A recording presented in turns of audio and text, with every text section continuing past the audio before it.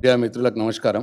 నాతో పాటు ఈ ప్రెస్ మీట్ లో పాల్గొన్న మాజీ శాసనసభ్యులు ఆనంద్ గారికి, మాజీ కార్పొరేషన్ చైర్మన్ కిషోర్ గౌడ్ గారికి, అట్లాగే పార్టీ సీనియర్ నాయకులు గోవర్ధన్ రెడ్డి గారికి, మీడియా మిత్రులకు అందరికి కూడా నమస్కారం. నిన్న తెలంగాణ ముఖ్యమంత్రి రేవంత్ రెడ్డి గారు ఢిల్లీలో ఇష్టాగోష్ఠి విలేకరులతో మాట్లాడినాడు. వారి వ్యవహారం ఎట్లా ఉందంటే గల్లీలో గల్లీజాందాలు చేసి ఢిల్లీలో గులాంగిరి చేస్తున్నట్టు ఆయన వ్యవహారం ఉంది. ఎందుకంటే ఆయన మాటలే పాపం. ఆయన 2 రోజులుగా ముఖ్యమంత్రిగా మంత్రులకు తన శాఖలను తాను ఇచ్చుకోలేని స్థితిలో 2 రోజులుగా ఢిల్లీలో పడగాపులు కాసి వాళ్ళ అధినాయకుల అపాయింట్మెంట్లు కూడా దొరకని నిస్సహాయ స్థితిలో ఆ ఫ్రస్ట్రేషన్ లో ఆయన ఇష్టాగోష్ఠిలో మాట్లాడినట్టు కనిపిస్తా ఉన్నది. కేసీఆర్ గారు, కిషన్ రెడ్డి గారు ఒక్కటే అన్నమాట మాట్లాడినాడు. నిజానికి వాస్తవంగానైతే రేవంత్ రెడ్డి గారు బీజేపీ ఒకటి. వాళ్ళ దోస్తాన ఎప్పటికప్పుడు అనేక సందర్భాల్లో బయటపడ్డది. ఉదాహరణకు బీజేపీ ఎంపీ విశ్వేశ్వర రెడ్డి గారు మీడియాలో చెప్పినాడు, రేవంత్ రెడ్డి గారు కాంగ్రెస్ పార్టీ తరఫున వీక్ క్యాండిడేట్లను మొన్న ఎంపీ ఎన్నికల్లో నిలబెట్టి మా బీజేపీ ఎంపీలు గెలవటానికి హెల్ప్ చేసినారు అని చెప్పి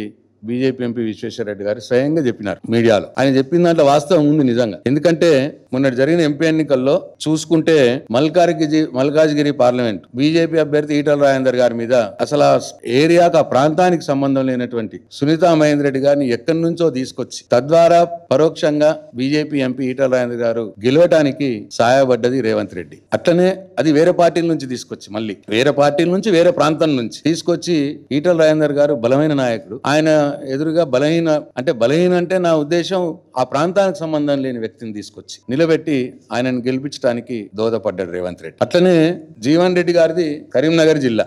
ఆయన కరీంనగర్ లో బండి సంజయ్ గారి మీద పోటీ చేసే అవకాశం ఇస్తే కాంగ్రెస్ పార్టీకి బెటర్ క్యాండిడేట్. ఆయన కరీంనగర్ లో ఇవ్వకుండా అక్కడ వెల్చాల రాజేంద్రరావు గారిని, ప్రత్యక్ష రాజకీయాలతో సంబంధం లేనటువంటి వ్యక్తిని, బండి సంజయ్, మరి ఆయన కూడా బలమైన నాయకుడు, ఆయన మీద వీక్ క్యాండిడేట్ ని పెట్టి బండి సంజయ్ గెలవడానికి కారణమైంది. మళ్ళీ జీవన్ రెడ్డి గారిని ఏం చేశాడు, కరీంనగర్ లో పెట్టాలి ఆయన్ని. పెడితే అక్కడ బెటర్ క్యాండిడేట్ కరీంనగర్ లో కాంగ్రెస్ పార్టీ తీసుకొచ్చి నిజామాబాద్ లో పెట్టినారు. మళ్ళీ నిజామాబాద్ ఆయన వీక్ క్యాండిడేట్. ఆయనకు నిజామాబాద్ పార్లమెంటు నియోజకవర్గంలో 5 అసెంబ్లీ నియోజకవర్గాలకు ఆయనకు సంబంధం లేదు. ఆయన్ని పెట్టి అరవింద్ని గెలిపేయడానికి కారణమైంది రేవంత్ రెడ్డి. అక్కడనేమో బండి సంజయ్ని గెలిపేయడానికి కారణమైంది కరీంనగర్ లో. అట్లనే సికింద్రాబాద్ కిషన్ రెడ్డి గారి మీద, ఆయన కూడా బలమైన క్యాండిడేట్ బీజేపీ. అప్పటిదానిక బీఆర్ఎస్ పార్టీలో ఉన్నటువంటి ఎమ్మెల్యేగా ఉన్నటువంటి వ్యక్తిని తెల్లారి కాంగ్రెస్ పార్టీ టికెట్ ఇప్పించినాడు రేవంత్ రెడ్డి. అంటే బీఆర్ఎస్ ఎమ్మెల్యేని కాంగ్రెస్ పార్టీ ఎంపీ అభ్యర్థిగా నిలబెడితే ప్రజలు నమ్ముతారా? కావాలనే అటు కిషన్ రెడ్డి గారిని గెలిపియాలి, బీజేపీ ఎంపీని గెలిపియాలని రేవంత్ రెడ్డి గారు ప్రయత్నం చేసిండు. కిషన్ రెడ్డి గారు గెలిచిపోయినాడు. అట్లనే మెదక్ లో రఘునందన్ రావు గారి మీద అప్పటి మటుకు ఎమ్మెల్యే ఎలక్షన్ గానీ, ఎంపీ ఎలక్షన్లు గానీ అనుభవం లేనటువంటి ఒక యువకుణ్ణి నిలబెట్టి రఘునందన్ రావు గారు బీజేపీ ఎంపీగా మెదక్ నుంచి గెలవటానికి సహాయపడ్డాడు రేవంత్ రెడ్డి. అట్లనే ఆదిలాబాద్ లో నరేష్, ఆయన మాజీ మంత్రి, మాజీ ఎంపీ నగేష్, ఆయన మీద అప్పటి మట్టుకు అసలు ఏ ఎలక్షన్ లో పార్టిసిపేట్ చేయని, అంటే ఎమ్మెల్యే ఎంపీ ఎలక్షన్ లో నిలబడినటువంటి ఒక వ్యక్తిని తీసుకొచ్చి నిలబెట్టి నగేష్ గెలుపుకు, బీజేపీ ఎంపీ గెలుపుకు కారణమైంది. ఇట్లా డైరెక్ట్ గా 8 మంది బీజేపీ ఎంపీల్లో దాదాపు 6-7 మందిని రేవంత్ రెడ్డి గెలిపించినాడు బీజేపీ. ఇది వాస్తవం కాదా? ఈ రోజు కూడా బీజేపీ పార్టీకి సహాయపడటానికి, బీజేపీ పార్టీని లేపటానికి, కాంగ్రెస్ పార్టీని బొందబెట్టడానికి ఈయన రేవంత్ రెడ్డి ఏం చేస్తున్నాడు?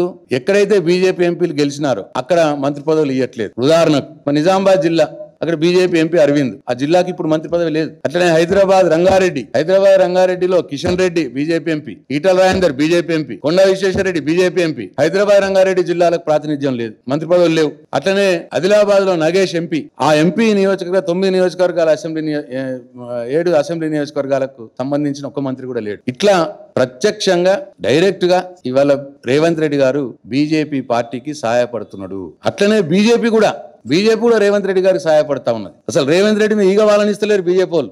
దానికి ఉదాహరణలు ఉన్నాయి. డైరెక్ట్ గా ప్రధానమంత్రి మోడీ గారే ఎలక్షన్లప్పుడు ఇక్కడికి వచ్చినప్పుడు తెలంగాణలో RR ట్యాక్స్ నడుస్తున్నది, రేవంత్ రెడ్డి, రాహుల్ గాంధీ ట్యాక్స్ నడుస్తున్నది అని ఆరోపణ చేసినారు ప్రధానమంత్రి బహిరంగంగా. ఇప్పటి మట్టుకు ఆ ఆరోపణకు సంబంధించి ఎందుకు ఎంక్వైరీ జరగట్లేదు?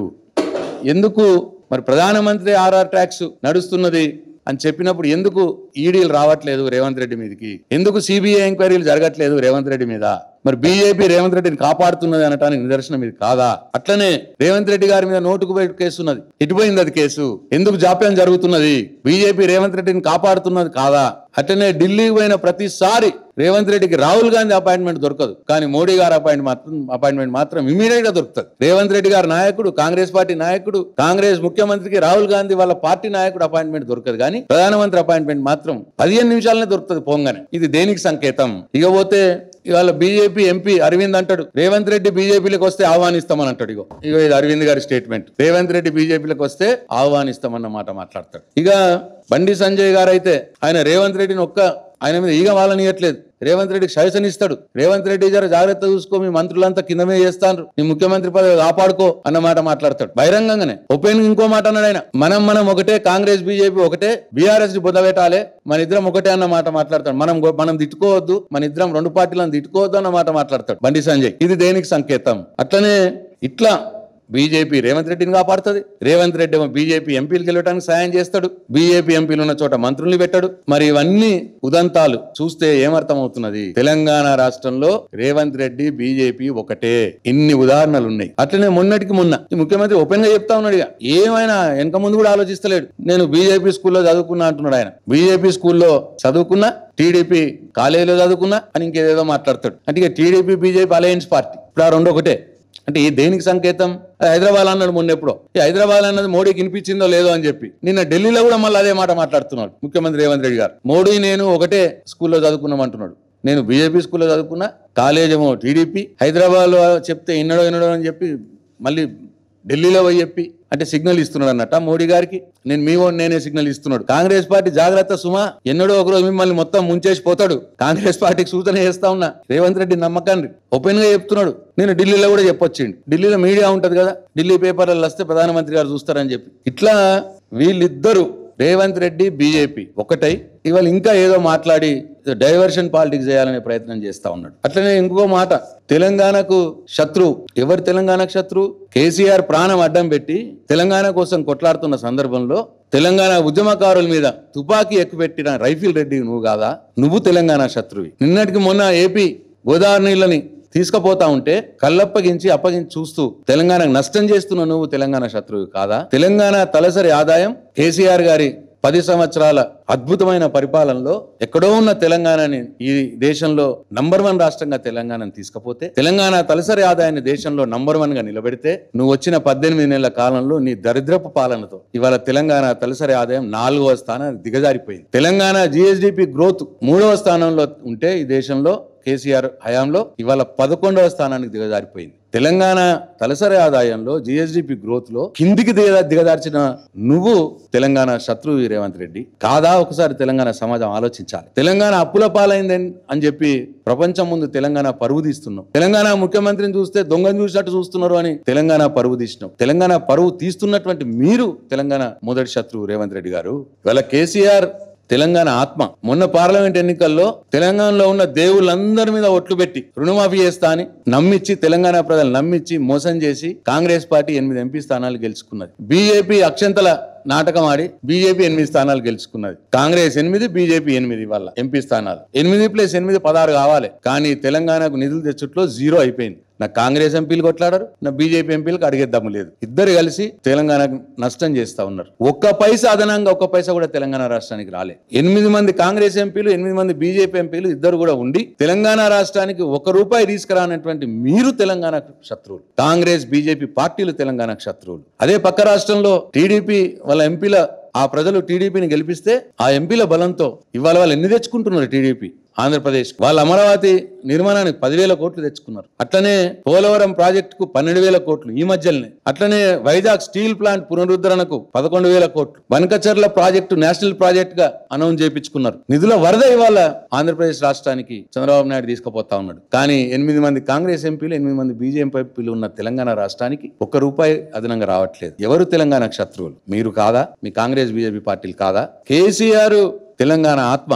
ఇదే 16 మంది ఎంపీలు టీఆర్ఎస్ పార్టీకి ఉంటే ఇవాళ పరిస్థితి ఎట్లా ఉంటుండే? ఇవాళ ఆంధ్రప్రదేశ్ ఏ నిధుల వరదనైతే పోతున్నదో అంతకంటే డబుల్ వరద ఇవాళ తెలంగాణకు వచ్చేది. ఎందుకంటే తెలంగాణకు టీఆర్ఎస్ పార్టీకి 16 మంది ఎంపీలు ఉంటే తెలంగాణ ప్రయోజనాలే ముఖ్యం బీఆర్ఎస్ పార్టీకి. ఇటు కాంగ్రెస్ పార్టీకి గులాంగిరి చేయరు, ఇటు బీజేపీ పార్టీకి గులాంగిరి చేయాలి. బీఆర్ఎస్ పార్టీ ఎంపీలు తెలంగాణ ప్రయోజనాల కోసం కొట్లాడతారు. కేసీఆర్ గారికి తెలంగాణ ప్రయోజనం కంటే ఏదీ ఎక్కువ కాదు. ఎందుకంటే తెలంగాణ రాష్ట్రాన్ని పుట్టించిందే కేసీఆర్. 10 సంవత్సరాల కాలంలో నంబర్ 1 రాష్ట్రంగా తీర్చిదిద్దిందే కేసీఆర్. 16 మంది ఎంపీలు ఉంటే కేసీఆర్ చేయిలో ఇవాళ ఈ గతి పట్టేదా తెలంగాణకు? ఈ నిస్సహాయులైనటువంటి 8 మంది కాంగ్రెస్ ఎంపీలు, కాంగ్రెస్ బీజేపీ ఎంపీలు తెలంగాణకు శత్రువులు కాదా అని చెప్పి నేను అడుగుతా ఉన్నా. అట్లనే ఇవాళ రేవంత్ రెడ్డి గారి పరిస్థితి ఎట్లయిపోయిందంటే కాంగ్రెస్ పార్టీలో ఒక శక్తి లేని ముఖ్యమంత్రిగా మిగిలిపోతా ఉన్నాడు. బాధేస్తున్నది. తెలంగాణ ముఖ్యమంత్రి గీగతి పడుతున్నది ఏంది అని. 45 సార్లు ఢిల్లీకి పోతే 4 సార్లు కూడా వాళ్ళ రాహుల్ గాంధీ అపాయింట్మెంట్ దొరకలేదు. ఆయనకి వాళ్ళ అధినాయకుడు అపాయింట్మెంట్ దొరకలేదు.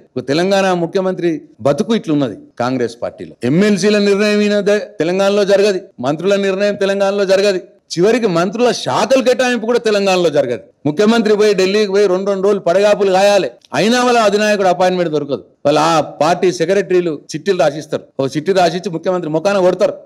గీ మంత్రి షాకి, గీ మంత్రి షాకి అంటే ఆ చిట్టిని మహాభాగ్యం అని చెప్పి తీసుకొచ్చుకొని ఇవాళ మంత్రులకు శాఖలు కేటాయించే పరిస్థితి. అది 3 మంత్రులు ఎక్కువ కాదు, 3 మంత్రుల శాఖలు కూడా కేటాయించలేని నిస్సహాయ శిస్తులో శక్తిహీనుడిగా తెలంగాణ ముఖ్యమంత్రి రేవంత్ రెడ్డి మిగిలిపోయాడు. చాలా దురదృష్టం. ఈయన చెప్పిన వాళ్ళకి ఎవరికి మంత్రి ఇయ్యలే. మొన్న 3 కూడా ఈయన చెప్పిన వాళ్ళు ఒక్కరు కూడా లేరు. ఆ నిస్సహాయ స్థితిలో నిన్న ఇష్టం వచ్చినట్టు ఆ ఇష్టాగోష్ఠిలో మాట్లాడింది. తెలంగాణ ఆత్మ గౌరవాన్ని ఢిల్లీ మోకాళ్ళ దగ్గర మోకరింపు చేసినటువంటి ముఖ్యమంత్రిగా మిగిలిపోతాడు రేవంత్ రెడ్డి గారు ఈ చరిత్రలో. చాలా బాధగా ఉన్నది. కులగణన చేయడానికి చర్చించడానికి పోయినాడంట. వీళ్ళు చేసిన కులగణని కర్ణాటక రాష్ట్రం వాళ్ళు నేర్చుకోవాలన్నట. దానికోసం పిలిచినామని చెప్పి పైకి డాంబికం డబ్బా కొడతారు.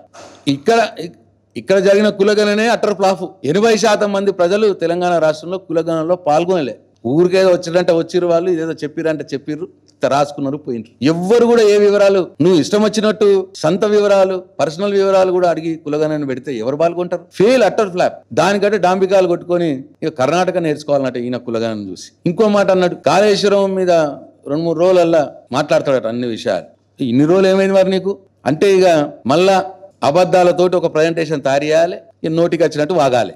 దానికోసం టైం తీసుకున్నారా? ఇంకా వంటకం అయితలేదా? అబద్ధాల కాళేశ్వరం ప్రజెంటేషన్ వంటకం ఇంకా అయితలేదా? అయినాక చెప్తారన్నట్ట 2-3 రోజుల తర్వాత అంటే ఏమర్థం చేసుకోవాలి తెలంగాణ సమాజం? అస్సలు ఇక్కడే వచ్చింది. నీకు ప్రజలు ముఖ్యమంత్రిగా అవకాశం ఇచ్చినారు. 18 నెలలు అయింది. ఏం చేసిరండి మీరు 18 నెలల నుంచి? ఏం లేదు. కేసీఆర్ని ఎప్పుడు జైలు వేయాలి, కేటీఆర్ని ఎప్పుడు జైలు వేయాలి, హరీష్ రావుని ఎప్పుడు జైలు వేయాలి, ఎట్లా వేయాలి? ఇంకా ఎక్కువ తక్కువ ఎవడు మాట్లాడుతున్నాడు? బీఆర్ఎస్ లా జగదీష్ రెడ్డి మాట్లాడుతుండా, కొప్పుల ఈశ్వర్ మాట్లాడుతుండా, పల్లా రాజశేఖర్ మాట్లాడుతుండా, ప్రశాంత్ రెడ్డి మాట్లాడుతుండా, వీళ్ళని కూడా ఎట్లా లోపల వేయాలి, జైలు వేయాలి, ఇది ఆలోచించుడు తప్పిస్తే ఈ సోషల్ మీడియాలో ఎవడెక్కువ పోస్టులు పెడుతున్నాడు, ఈ కొంతం దిలీప్ నేడేయాలి, వీడు హైదరాబాద్ లో పోలీస్ బిల్ తింటలేడని చెప్పి నిర్మల్ దాకా తీసుకుపోవాలి, తెల్లం దాకా. కొంతం దిలీప్ గారు హైదరాబాద్ ఎయిర్పోర్ట్ లో దిగంగానే అర్ధరాత్రి నిర్మల్ పోలీస్ స్టేషన్ తీసుకుపోవాల్సిన అవసరం ఉన్నదా? ఊర్లలో టీఆర్ఎస్ పార్టీ ఎవడెవడు పోస్టులు పెడుతున్నాడు నా మీద, వాళ్ళందరి మీద కేసులు పెట్టాలి, ఇంకెవరైనా ఎక్కువ మాట్లాడితే విజిలెన్స్ ఎంక్వైరీలు, ఈ కమిషన్ లేసుడు, ఇది తప్పిస్తే ఇక మైక్ దొరకంగానే తిట్ల పురాణం. ఇక పాలనలో ఏం చేస్తున్నావు అంటే హైడ్రా పేరు మీద పేదోళ్ళు ఇల్లు ఊలగొట్టుడు తప్ప నువ్వు చేసింది ఏంది 18 నెలల కాలంలో? ఒక్కసారి ఆత్మ విమర్శ చేసుకోండి ముఖ్యమంత్రి రేవంత్ రెడ్డి గారు. ఇది తప్ప ఈ టైం వేస్ట్ కార్యక్రమాలు తప్ప, కేసులు, ఎంక్వైరీలు, కమిషన్లు, జైళ్ళ లేసుడు, దీనికి పెట్టే టైం ని, దీనికి వెచ్చించే సమయాన్ని పాలన మీద వెచ్చించండి. నువ్వు ప్రతిదీ నువ్వు ఏమన్నావు? 100 రోజుల్లో 420 హామీలు ఇచ్చినావు, అమలు చేస్తా అన్నావు. 100 రోజుల్లో అమలు చేస్తా అన్నావు. ఒక్కటికి 10 సార్లు చెప్పినావు. మేము ఫస్ట్ అసెంబ్లీ సెషన్లో అడిగితే ఇప్పుడైనా 3 నెలల నాగరా అన్నావు. 100 రోజులు అమలు చేసి చూపిస్తామని చెప్పి రాసినావు. కార్డుల గ్యారంటీ కార్డులో రాసినావు, నీ మేనిఫెస్టోలో రాసినావు. మరి వాళ్ళ 600 రోజులైంది. ఇప్పుడు రేవంత్ రెడ్డి ఈ బక్వాస్ పనులు బంద్ చేయండి. కేసులు పెట్టుడు, ఎంక్వైరీలు, కమిషన్లు, జైలు లేసుడు, వీటి మీద టైం వేస్ట్ చేసుకోకుండా మీరిచ్చిన హామీలు అమలు చేయండి. చేసినవా ఒక్కటన్నా? చక్కగా చేసినవా ఒక్కటన్నా? 2 లక్షల రుణమాఫీ చేస్తాను, December 9న నేను రాగానే చేస్తాను. ఏది? సగం మందికి కూడా కాలే. ఇంకా 2 లక్షల పైన కట్టూరు చేస్తాను, కట్టిరు పాపం చాలా మంది పైన ఇప్పుడు ఏడుస్తా ఉన్నారు. నీకు ఎంత ఉంటే నీకెందుకు? రైతుకి నువ్వు వేస్తాను 2 లక్షలు వేసే ఆయన అకౌంట్లా, ఎక్కుంటైనా కట్టుకుంటాడు, బ్యాంక్ ఆయన చూసుకుంటాడు. సగం మందికి కూడా ఇంకా రుణమాఫీ కాలే. రైతు భరోసాను కేసీఆర్ బిచ్చం ఎత్తున్నాడా? 2 పంటలకే ఎత్తున్నాడు. నేను 3 పంటలకి ఇస్తుండా, 3వ పంటకి ఎవడిస్తాడు? ఆయన 10,000 ఇస్తుండు, నేను 15,000 ఇస్తా. పిట్టల ద్వారా మాటలు మాట్లాడినావు. ఏది? 2 సార్లు ఎగ్గొడుతీవి రైతు బంధు. మొన్న ఎంపీ ఎలక్షన్లు ఉన్నాయని ఒకసారి వేసినావు. కేసీఆర్ నాట్లప్పుడు రైతు బంధు ఎత్తే నువ్వు ఓట్లప్పుడు రైతు బంధు ఎత్తాను. మళ్ళీ ఇప్పుడు పంచాయతీ ఎలక్షన్లు, ఎంపీటీసీ ఎలక్షన్లు వస్తున్నాయి, మళ్ళీ వేస్తా అంటున్నావు. ఇప్పుడు 2 సార్లు ఎగ్గొట్టినావు. అది చక్కగా చేయలే. కౌలు రైతులకు కూడా ఇస్తాను. ఇప్పటిదాకా ఒక్క కౌలు రైతుకి ఇవ్వలే రైతు బంధు. అన్ని రకాల వడ్లకు 500 బోనస్ అన్నావు. ఇప్పుడు 3-4 పంటలే వడ్లు నువ్వు వచ్చిన నుంచి. అన్ని రకాల వడ్ల మాట మార్చినావు. సన్న వడ్ల కన్ను ఒక్కసారి ఇచ్చినావు, అది 100కి 20 మందికి ఇచ్చినావు. ఇప్పుడు మొన్నటిదానికి ఇంకా లేదు, అది ఎగ్గొట్టినావు. రైతు బీమా చనిపోతే 5 లక్షలు ఇస్తుండే కేసీఆర్, దాని ప్రీమియం కట్టలే. 3 నెలలు 4 నెలలు కట్టలే ప్రీమియం. ఇప్పుడు వాళ్ళ బతికేంది? ఆ 4 నెలల్లో ఏమైనా జరగదని జరిగితే పాప రైతుని ఎవడు కాపాడాలి? ఇక కేసీఆర్ 2,000 ఇస్తాడు, బిచ్చం ఇస్తున్నాడు, ఇంట్లో అయ్యకే ఇస్తున్నాడు. నేను అంట్లో అయ్యకిత్తా, అవ్వకిత్తా, కోడలికిత్తా, అది కూడా 2,000 కాదు 4,000 ఇస్తా అన్నావు. ఏది? కోడలేటివా, అవ్వ ఇటువా? 2,000 4,000 ఎటువా? అది ఎగ్గొడితే ప్రతి మహిళకు 2,500 ఇస్తాను, ఇప్పటికి లేదు. 12,000 రూపాయలు ఉపాధి హామీ కూలీలకు ఇస్తాను, అది లేదు. ఇక ఇందిరమ్మిన్లు మొత్తం మీ కాంగ్రెస్ పార్టీ నాయకుల పేర్లు రాసుకున్నారు, అవి కూడా చక్కగా కూడా కడతారు. ఎటువంటి రాహుల్ గాంధీ రా దమ్ముంటే అశోక్ నగర్ జాబ్ క్యాలెండర్ చేస్తా అన్నావు మొదటి సంవత్సరంలోనే, ఏది జాబ్ క్యాలెండర్ ఎటుపోయింది? అట్లనే ఉద్యోగస్తులకు అప్పుడు నువ్వు ఉన్నప్పుడు 3 DAలు ఉండే, మళ్ళీ 2 DAలు అయినా 5 DAలు ఇస్తాను. ఇప్పుడు మొన్నేదో పెట్టినావు, మళ్ళీ ఒక DA ఇప్పుడు ఇస్తా, ఒక DA 6 నెలలకు ఇస్తా అంటున్నావు. ఎలక్షన్ల అప్పుడు ఉద్యోగస్తులు రెచ్చగొట్టినావు, కేసీఆర్ DAలు ఇస్తలేడు, నువ్వు ఇప్పుడు 5 పెండింగ్ పడ్డావు, PRC లేదు. ఇట్లా రిటైర్మెంట్ ఉద్యోగులకు పాపం వాళ్ళకు రిటైర్మెంట్ బెనిఫిట్స్ ఇస్తలేవు. చిన్న కాంట్రాక్టర్లు 5 లక్షలు 10 లక్షలు 20 లక్షలు పనులు చేసిన వాళ్ళు పాపం సంవత్సరంన్నర అయింది, ఇప్పటికి ఒక్కరికి లేవు. చిన్న కాంట్రాక్టర్లకు ఒక్క పైస ఇస్తలేవు, కానీ నీ 4 కాంట్రాక్టర్లు పెద్ద కాంట్రాక్టర్లు ఉన్నారు, వాళ్ళకి 1000 కోట్లు ఇచ్చుకుంటున్నారు. ఇదేనా మరి నీ పాలన, నీ ప్రజాపాలన? ఇగో ఇవన్నీ చేయడం చేత కాక తెలంగాణ ప్రజలను డైవర్ట్ చేయడానికి ఇగో ఇటువంటి మాటలు మాట్లాడుతున్నావు, ఇష్టాగోష్ఠులు పెట్టుడు, పిచ్చి పిచ్చి మాటలు మాట్లాడు, డైవర్ట్ అయిపోవాలి. ప్రజలు ఈ సమస్యల నుంచి బయటపడి వీటి గురించి ఆలోచించాలని నీ ప్రయత్నం. కానీ నువ్వెన్ని చీప్ ట్రిక్స్ చేసినా, నువ్వెంత డైవర్షన్ పాలిటిక్స్ చేసినా తెలంగాణ ప్రజలు జాగృతమై ఉన్నారు. 2 ఎలక్షన్లు మోసపోయినరు, అసెంబ్లీ ఎలక్షన్ లో మోసపోయారు, MP ఎలక్షన్ లో మోసపోయినరు. ఇప్పుడు రాబోయే లోకల్ బాడీ ఎలక్షన్ లో నీకు కర్రగా వాత పెడతారు తప్పకుండా. నువ్వు ఇప్పుడు చెప్పిన అన్ని కూడా నెరవేర్చేదానిక BRS పార్టీ పోరాటాలు చేస్తూనే ఉంటది. నువ్వు మా మీద కేసులు పెట్టి మమ్మల్ని జైలు వేసి మా నోరు మూయిద్దామని చూసినా, TRS పార్టీలో 60 లక్షల మంది సైనికులు ఉన్నారు, 60 లక్షల మందిని జైలు వేస్తావా? KCR ని జైలు వేసి, KTR ని జైలు వేసి, హరీష్ రావు జైలు వేసి, ఇంకా మాలాంటి వాళ్ళని మాట్లాడేటోళ్ళని జైలు వేసి నువ్వేదో ఎలక్షన్లు గెలుస్తా అనుకుంటున్నావా? తెలంగాణ ప్రజలు అమాయకులు కాదు. నీ మోసాలు ఇప్పుడు గమనించిర్రు, నీ మాటలన్నీ కూడా వాళ్ళకి అర్థమవుతున్నాయి. ఏం చేసేది లేదు, పిట్టల ద్వారా మాటలు మాట్లాడాలి. పుట్టి ప్రేలాపలను తప్పిస్తే ప్రజలకు పనికి వచ్చే ఒక్క పని కూడా నీతో అయితలేదని చెప్పి ప్రజలు గమనిస్తున్నారు. నువ్వు ఇచ్చిన 420 హామీలు అమలు చేసేదానిక తప్పకుండా BRS పార్టీ కార్యకర్తలం నాయకులం మీ వెంట పడతాం, ప్రజల కోసం పోరాటం చేస్తామని చెప్పి ఇప్పటికైనా నీ పద్ధతి మార్చుకోండి ముఖ్యమంత్రి రేవంత్ రెడ్డి గారు అని చెప్పి హెచ్చరిస్తూ సెలవు తీసుకుంటున్నా. జై తెలంగాణ, జై కేసీఆర్.